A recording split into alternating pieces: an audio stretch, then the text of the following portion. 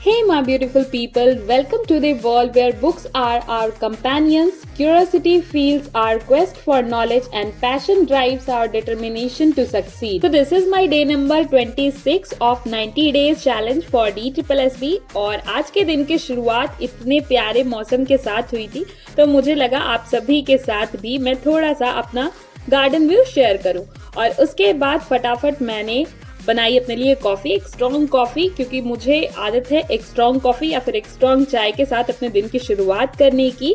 और आप सभी को भी रिफ्रेशमेंट के लिए ज़रूर कुछ ना कुछ कोई ना कोई एनर्जी ड्रिंक ज़रूर सुबह सुबह लेते होंगे, तो मैं भी लेकर के स्टार्ट किया मैंने अपना पहला स्लॉट। और आज मैं बात करने वाली हूँ एनसीईआरटी पे कि एनसीईआरटी हमारे DSSB की जर्नी में कितना हेल्पफुल रहने वाला है। और आज मेरी अलग अलग सब्जेक्ट्स की मुझे एनसीईआरटी ही स्टडी करनी है, तो मेरा मेजर फोकस आज उसी पे है।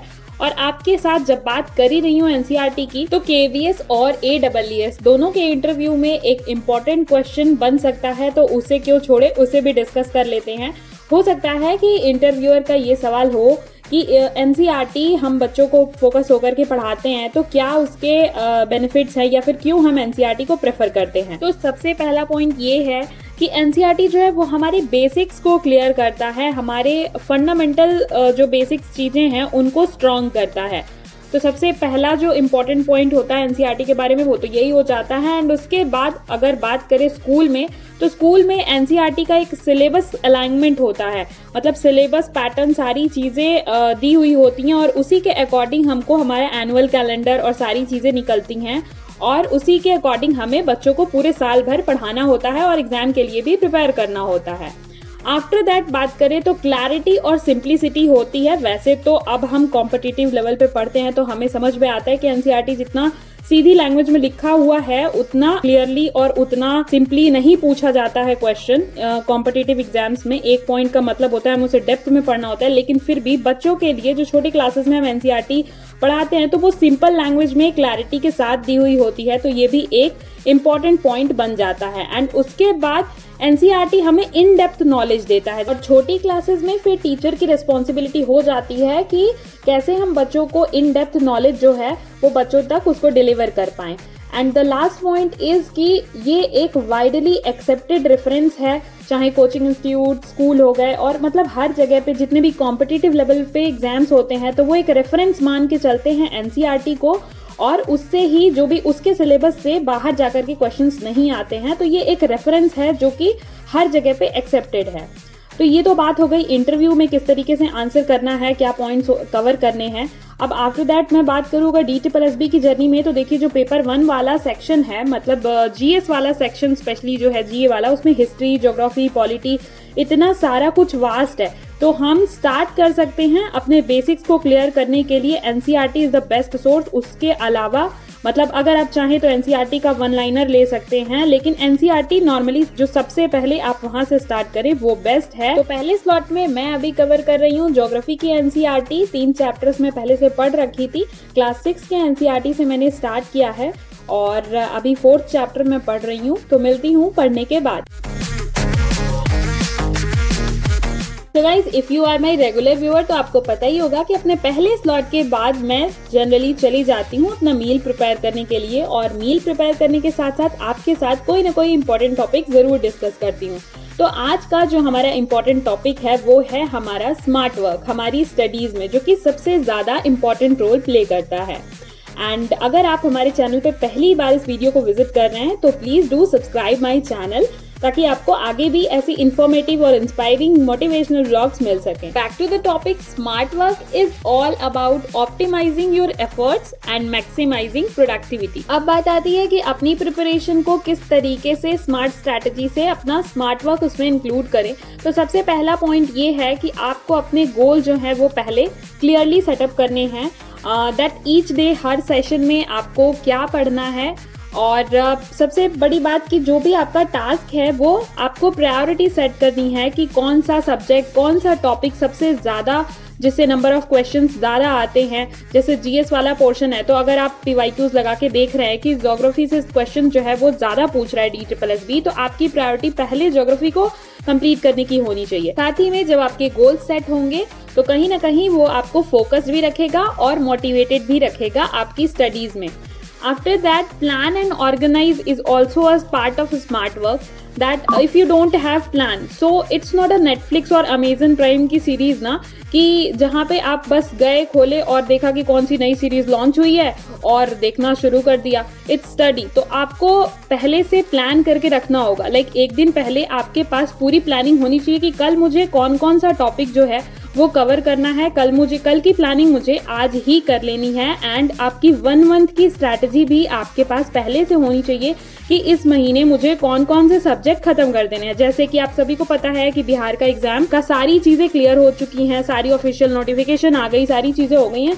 तो आपके पास आपको क्लियरली पता है कि जून जुलाई का टाइम है, अगस्त में एग्जाम है, तो किस तरीके से आपकी स्ट्रैटेजी होनी चाहिए 2 महीने में कवर करने की। पहले महीने में आपको कौन कौन से सब्जेक्ट कवर करने हैं, तो ये आपको प्रॉपर पहले से प्लान होना चाहिए। एंड ब्रेक लेना भी पढ़ाई में बहुत ज़्यादा ज़रूरी है। तो टाइम पे आप जो सेशन जो भी स्लॉट करते हैं खुद को, तो उसमें आप ब्रेक भी ज़रूर लें क्योंकि वो भी बहुत ज़्यादा इम्पॉर्टेंट है। एंड नाउअडेज जो सबसे ज़्यादा हमारे पास अच्छी स्मार्ट वर्क के लिए सबसे ज़्यादा ज़रूरी भी है, that utilizing technology and digital resources. हमारे पास टेक्स्ट बुक और बहुत सारे ग्रेडअप वगैरह के ऐप हैं इतने सारे जहाँ पे लाइव क्विजेस चलते हैं। तो हमें वो देते रहना चाहिए क्योंकि एक बहुत अच्छा रिसोर्स है वो, जहाँ पे हमको अपने घर पे, अपनी जगह पे, जहाँ पे भी हैं वहाँ पे इतने सारे लोगों के बीच में रैंक पता चलती है। तो हम अपनी स्टडीज़ में कहाँ पे हैं वो रेगुलरली हम अपने आप को देख पाते हैं। तो अपने आप को हम अपडेट कर पाएंगे इस तरीके से। हमारा वीक सेक्शन कौन सा है उस पर हम ज़्यादा अच्छे से वर्क कर पाएंगे। तो इन सारी चीज़ों का हमें ध्यान रखना है। एंड आफ्टर माई ब्रेक और मील प्रिपरेशन मैंने स्टार्ट किया अपना सेकेंड स्लॉट। और सेकेंड स्लॉट में जैसे कि मैंने आपको बताया कि आज मैं एनसीईआरटी की ही स्टडी कर रही हूँ, तो सेकेंड स्लॉट में भी मैं हिस्ट्री पढ़ रही हूँ एनसीईआरटी से ही। कुछ टॉपिक्स जो मुझे नहीं आते हैं वो थोड़ा बहुत मैं यूट्यूब से देखती हूँ, जिन भी चैनल्स को मैंने सजेस्ट किया है तो उन चैनल से मैं थोड़ा बहुत हेल्प लेती हूँ। और उसके बाद अभी तो मेरा पूरा फोकस है कि पहले 1 टाइम रीड करना है, सबसे पहले खुद से ही रीड करना है। एंड आपको अगर पता होगा तो 6, 7, 8 तो 6th की एनसीईआरटी जो है वो ज़्यादा फोकस्ड है, जो एंशिएंट वाली चीज़ें हैं वो ज़्यादा उसमें दी हुई हैं। एंड आफ्टर दैट जो 7th की एनसीईआरटी है उसमें मुगल्स के टाइम पीरियड की चीज़ें दी हुई हैं। एंड जो 8th की एनसीईआरटी है उसमें अभी ब्रिटिशर्स का यानी कि मॉडर्न हिस्ट्री वाला पोर्शन ज़्यादा फोकस्ड है। तो मैं अभी 8th की एनसीईआरटी पढ़ रही हूँ जो कि 2 पार्ट्स में है, तो 8th की एनसीईआरटी को कवर कर रही हूँ। तो मिलती हूँ अपने सेकेंड स्लॉट में इसे कवर करने के बाद, फटाफट रीड आउट करने के बाद।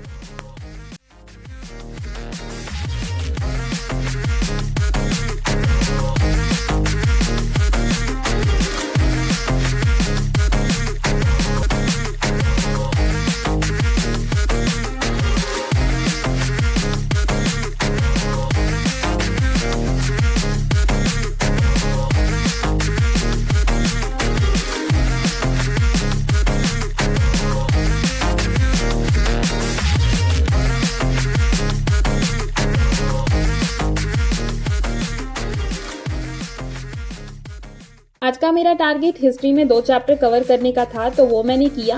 एंड उसके बाद फिर मुझे कुछ अपने भी काम होते हैं, तो वो भी बहुत बार मुझसे लोग पूछते हैं कि टाइम मैनेजमेंट कैसे करें, या फिर कैसे घर के काम, या फिर जो भी आप अगर जॉब करते हैं या फिर जो भी प्रोफेशन है, अगर आप कहीं रह के प्रिपरेशन कर रहे हैं तो आपके खुद के भी काम होते हैं, तो वो सारी चीज़ें कैसे मैनेज करें। तो देखिए, remember you have a reason for pursuing both work and study, right. आपने डिसाइड किया है कि आपको काम के साथ साथ पढ़ाई भी करनी है, तो आप उस गोल को अपने माइंड में रखें और मोटिवेट हो, खुद को मोटिवेट करें इस तरीके से कि यस रीज़न है हमारे पास कि हम क्यों काम के साथ साथ पढ़ाई करना चूज़ किए। या फिर जो भी चीज़ें, अगर आप जॉब में हैं फिर भी प्रिपरेशन कर रहे हैं, तो हो सकता है कि उस जॉब से निकलना आपका एक गोल हो, तो उस चीज़ों को आप अपने माइंड में रखें जो कि आपको मोटिवेट करेगा। एंड जो भी आप गोल्स सेट करें दिन भर में, जो भी आपके टारगेट्स हों, अगर आप वो अचीव कर लें अच्छे से, तो उसे सेलिब्रेट ज़रूर करें, उसे इंजॉय ज़रूर करें, जिससे आपका एंथुसियाज्म और फोकस दोनों बना रहेगा। तो इस तरीके से मैंने अपना सेकेंड स्लॉट कंप्लीट करने के बाद थर्ड स्लॉट स्टार्ट किया एक ब्रेक के बाद। और ब्रेक लेना बहुत ज़्यादा ज़रूरी है, इससे आपको वापस से रिफ्रेशनेस आ जाती है। तो मैंने थर्ड स्लॉट में अपना मैथ्स प्रैक्टिस रखा है। टेक्स्ट बुक के कुछ क्वेश्चंस थे जो मेरे नहीं बने थे, तो उसके सॉल्यूशंस देख करके और मैं खुद से प्रैक्टिस कर रही हूँ, क्योंकि एग्जाम डेट्स भी क्लोज आ रहे हैं धीरे धीरे। तो नेक्स्ट मंडे से मैंने लाइव स्टार्ट करने का सोचा है। तो आप लोग कमेंट में ज़रूर बताइएगा कि कितने लोग चाहते हैं कि डेली 3 आवर्स या 2 आवर्स का लाइव सेशन जो है वो स्टार्ट किया जाए, ताकि सभी की कंटिन्यूटी बने। अगर पढ़ाई में कंटिन्यूटी नहीं बन पा रही है तो जितने लोग भी इंटरेस्टेड हैं वो कमेंट ज़रूर करिएगा। जितने लोग भी बिहार के हैं उनके पास तो एक बहुत बड़ी अपॉर्चुनिटी सामने आ चुकी है कि अगस्त में उनका एग्ज़ाम है। एंड बाकी अदर स्टेट वाले, कुछ लोग मुझसे कमेंट में पूछ रहे थे, तो हाँ, अदर स्टेट वाले जो हैं वो एलिजिबल नहीं है, क्योंकि उन्होंने साफ तौर पे दे रखा है कि आपका जो है डोमिसाइल होना चाहिए, रेजिडेंशियल एड्रेस होना चाहिए बिहार का आपका। तो अगर आप अदर स्टेट से हैं तो फिर तो आप अप्लाई नहीं कर सकते हैं, लेकिन अगर आप बिहार से हैं तो फिर तो कोई इफ बट ही नहीं है। लग जाइए आप अपनी प्रिपरेशन में और स्टार्ट कर दीजिए पूरी स्ट्रैटेजी के साथ अपनी स्टडीज़ को। बाकी अदर स्टेट वालों को भी एलिजिबिलिटी देनी चाहिए थी, बट खैर नहीं दिया उन्होंने। तो वो अपने स्टेट के उनके गाइडलाइंस हैं जो भी हैं, तो उस चीज़ को फॉलो करना ही है। तो आई होप आज का ब्लॉग आप सभी को पसंद आया होगा। मिलते हैं नेक्स्ट ब्लॉग में। Thank you so much for watching guys.